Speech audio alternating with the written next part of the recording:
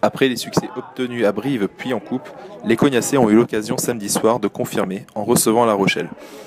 Ils ont été les premiers à se mettre en évidence, mais la frappe de Duet est passée de peu à côté. Les Rochelais ont globalement dominé les débats et se sont procurés deux belles situations juste avant la pause sur deux débordements côté droit. Sur la première tentative, Javalet veille au grain et sur la deuxième, Diop est trop court pour reprendre devant Marché. Les deux équipes sont rentrées au vestiaire sur un score nul et vierge, reflétant parfaitement une première mi-temps peu emballante, mais tout de même globalement dominée par La Rochelle, tant dans l'utilisation du ballon que dans le pressing. Les actions vont se succéder en début de deuxième, avec une première non cadrée pour La Rochelle, qui passe à droite de la cage de Clément Javalet. Cognac réplique avec Duet, qui lance Djako, titularisé pour la première fois en championnat. L'attaquant a réussi à transmettre le cuir à Djemel, qui a à son tour manqué le cadre.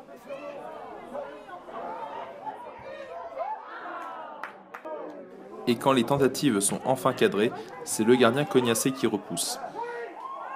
Le premier ballon en or de la partie est Cognassé quand Djemel trouve Ibour au second poteau, mais l'attaquant, rentré en jeu au début de la deuxième mi-temps, manque complètement sa reprise.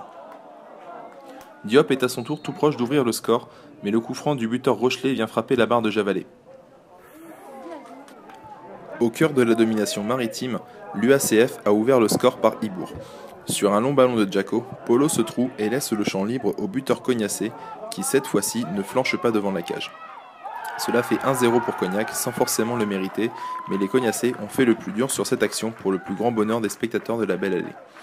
La joie est tout de même de courte durée, puisque sur un dégagement de Clément Javalet, l'arbitre central ne voit pas une main rochelaise et laisse le jeu se poursuivre.